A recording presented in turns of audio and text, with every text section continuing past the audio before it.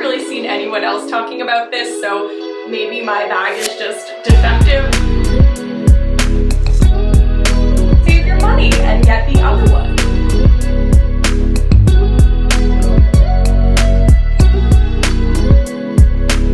Hi, I'm Sam and welcome back to my channel, or welcome if you're new here. If you've been anywhere on my YouTube or on my Instagram, then you already know that I have had this bag for a little while. I actually got it about a year ago, and so I wanted to make an update video and let you all know how I'm still liking it, how the bag is wearing, especially considering that I got a quite light color, and if I still think that it's worth it. So without further ado, let's get into it.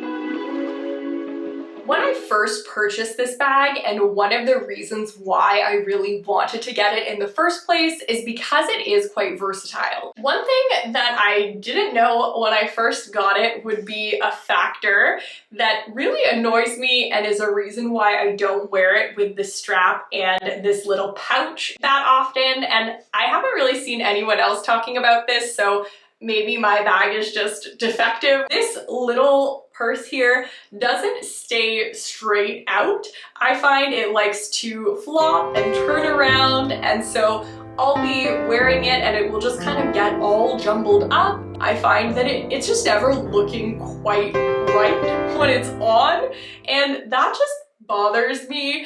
Many times I do end up just removing this part when I'm wearing it with the longer strap, so I don't have to deal with it. Luckily, I do love wearing the bag just with this metal strap so much that I don't really mind. I still get tons and tons of wear out of this, but if there is still such a considerable price difference between the one with just the one strap as there is with this one, I would say maybe save your money and get the other one. Those are less expensive and they also don't have as much hardware on them, so I felt like the whole matching metals thing wouldn't be as big of a deal with that purse. However, the amount of space that they had for your armpit in that one, they were so small on me, like I couldn't wear it with any type of jacket or big sweater, so I decided that this was a better option because the strap is longer when you're dealing with the chain one.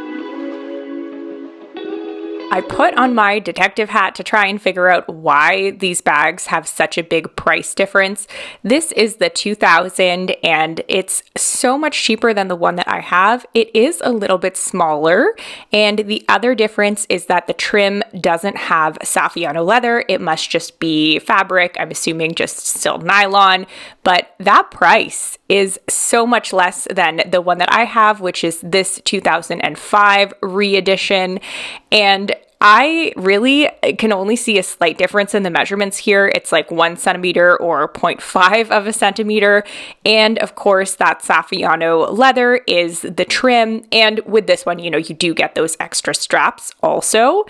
I did, in fact, find a third option, which is another 2005, and it's a little bit more than the first one that I showed you, but definitely still less than the one that I have.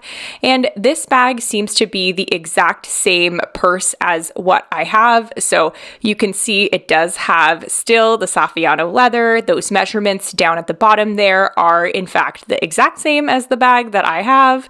And it just has a slightly different strap. So instead of a chain, it has just one leather shoulder strap. And honestly, with this one being so much less expensive, I'd say unless you're sure you're going to wear the longer straps, go for this or the first one I showed you. I've actually got a couple DMs of people asking me specifically about this bag and trying to see if it does hold up over time, particularly in this specific beige color. And I have to say I'm pretty impressed with the bag overall. I think the material does really lend itself to being able to be maintained quite easily. Whenever I've gotten something on it, I've just taken a damp cloth and wiped down the outside of the bag and everything has just come off of it. I am not super precious with my bags. I like to use them. The only thing that I actually haven't been able to get off of this bag is one stain at the very bottom, and I'll definitely show a close-up. However, this little mark here, this was from some weird tree sap. And other than that, I have noticed there is one pill in the bag. So I guess this is the downside of a material like nylon, where you can actually get it caught potentially on something. And that has happened, but again, it's not something that I think you could really see, certainly like from far away or anything.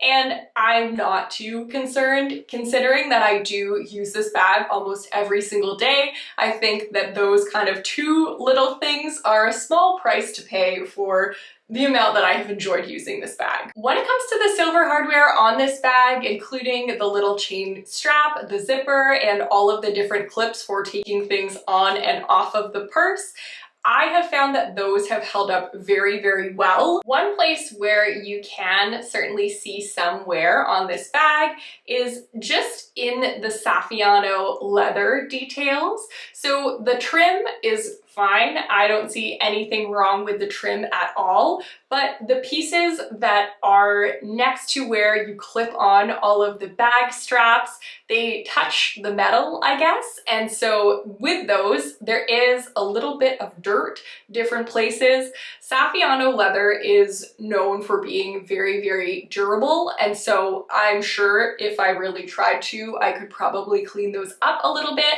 but I did want to show you exactly what the bag is like after a year of wear with minimal maintenance to it. One of the things that I always like to do when purchasing something more expensive is to check the resale value of it. So go to a site like Poshmark and just see what people are selling the bag for.